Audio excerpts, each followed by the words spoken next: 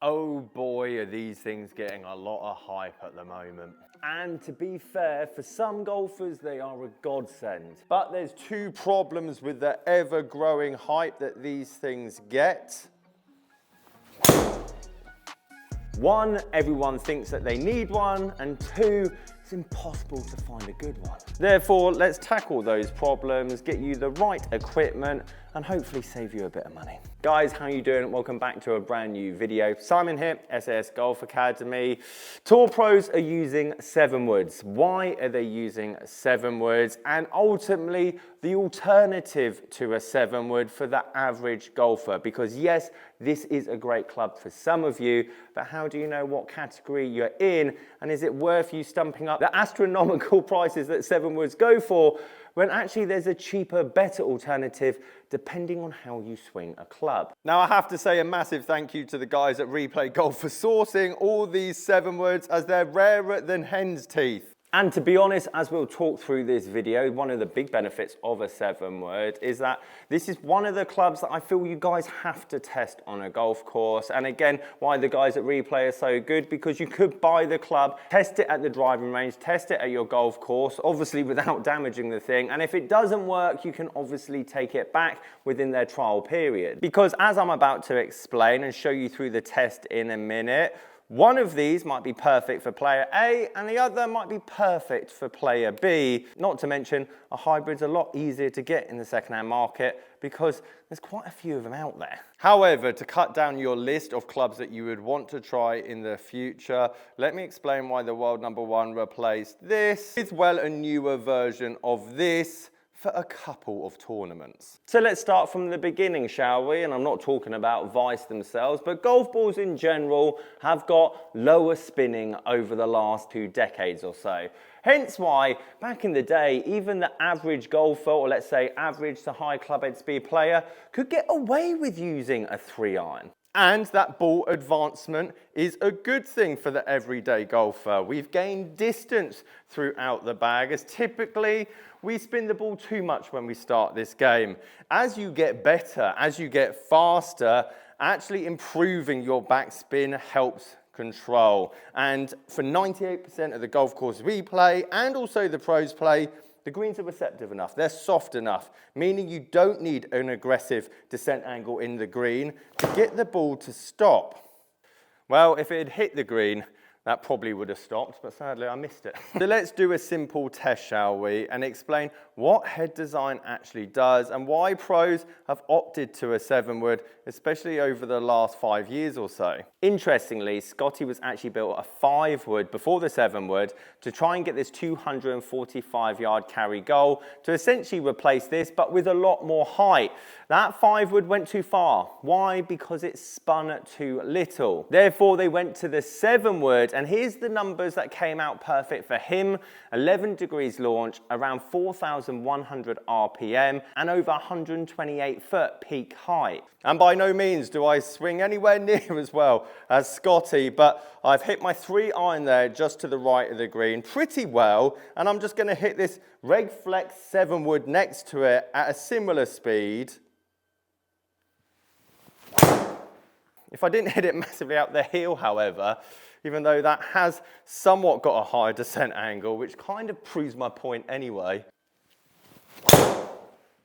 That's a bit more like it. Oh, go on, stop on a dime.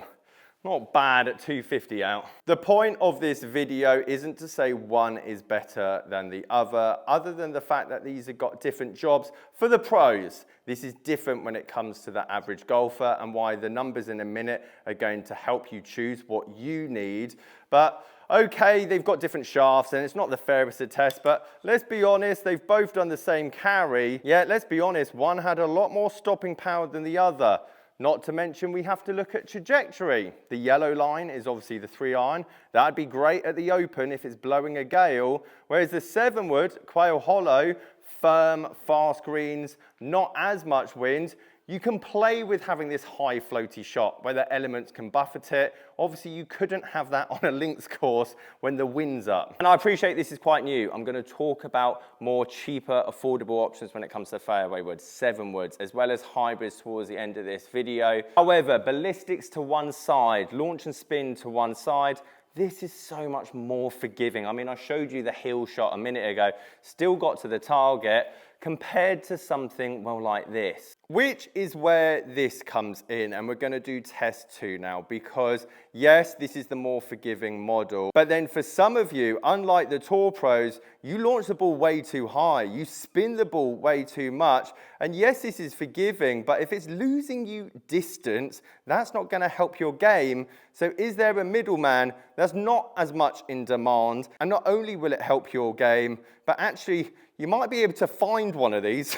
These are both in the same regular flex shaft, and actually the 4 hybrid is 1 degree higher lofted, but that's what makes this test so interesting, as we'll look at ball flight and peak height. Just because head design is that much smaller, what it's actually gonna do to the ball. So a few quick shots with the hybrid just to get some numbers, and just to highlight what player I am, I spin the ball very low. Remember, the hybrid is 1 degree more lofted than the 7 wood. This is how much the center of gravity, that's how big the head is. See that big weight at the back of this Ping G430? That's how much that plays a part in terms of adding loft on the downswing, and also how the shaft can play a role as well. Both very similar distances, but very different stopping power, and also this particular height. Some of you will need the benefits of forgiveness. This is more forgiving than this club. There's no question about that. Therefore, a fairway would make sense. However, if you know that you launch the ball too high, if you know that your spin's too high, well, don't get a 7 wood. Get a 5 wood, potentially get a 3 wood, because that's going to help reduce your spin loft. Not to mention, 3 and 5 woods are a lot cheaper and easier to find than a 7 wood. However, let's say you've already got a 3 wood in the bag and you love it, you keep using it, and it's probably because it's very good for you, but you play windy conditions, and also you always hit the ball high and spinny.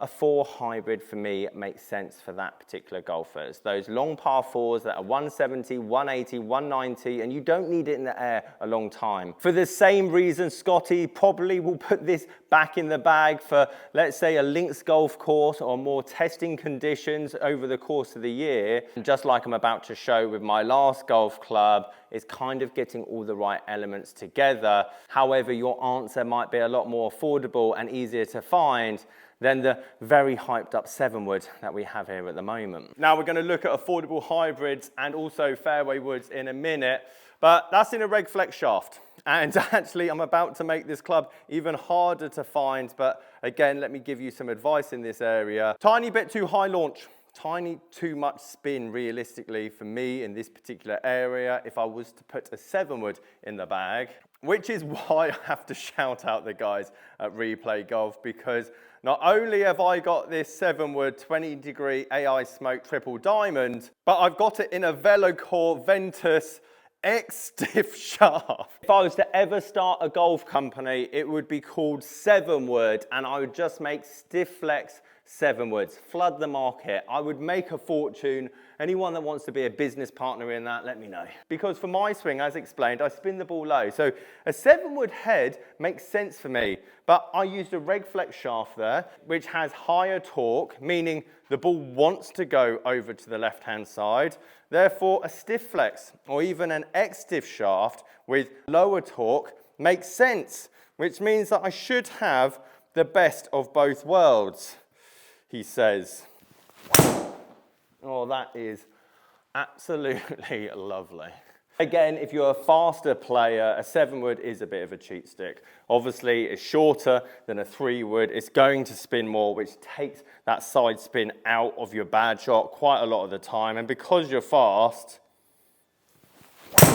let's be honest, distance isn't an issue. Finding a fairway is, not to mention having the ability to get it to stop on a green on a par 5 from 240 out, 250 out, also can be a big advantage. I can't stress how important technique is in this game, but your set makeup can definitely help.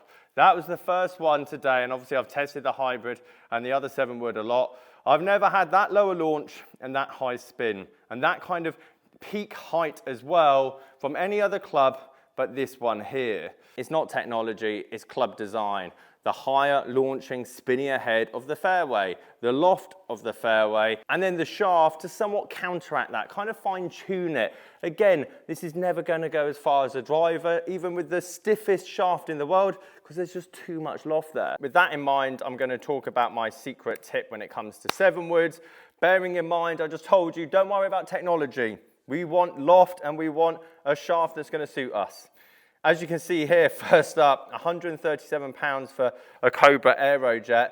That is a great price. To give you an example, one of the most used fairway woods on tour is TaylorMade, but then also the Stealth, so popular. And if I tried to get a 7-wood, like, that's almost full retail, and it's like 4 or 5 years old. Look at the price. Therefore, if you're trying to save money, you want a more affordable option, just type in 7-wood and just see what's about, just see what people are listing, rather than search for a particular brand or a particular model. Like this here, this Heavenwood by Callaway, that'll go for a great price. The Epic Flash wasn't that popular. I'm telling you now, it's the loft and head design that's going to make all the difference. Again, Stiff Flex is going to be more expensive because, again, they're rarer. For the majority of you, regular flex will be fine. If you want that super forgiving, super high launching golf club to basically, when it hits the ground, stick. However, if I type in 5-wood Aerojet, for example, rather than obviously the 7-wood, maybe you want that forgiveness, but maybe you don't necessarily need as much launch, for example. I mean, as you can see here, it's almost £50 cheaper to get an Aerojet 5-wood rather than obviously a 7-wood. If we went to 3-wood, I probably imagine it's a bit the same. Now, for you guys that think a hybrid is going to suit your game, here's my top tier list when it comes to hybrids. TS2 is a great hybrid. For whatever reason, Titleist hybrids never do well in the second-hand market, as you can see here. Considerably cheaper as well than a 7-wood. Yes, it's going to launch lower. Yes, you won't get as much forgiveness, but enough forgiveness, I must say. And this here would be a great little addition to your bag. Again, if we go into Cobra Aerojet Hybrid, £79, something like that. Cobra Rogue ST Max. I mean, this one was in America. That one was £45 again. Massive thank you to the guys at Replay Golf for supplying all the clubs for today's video. And I'll catch you in the next one.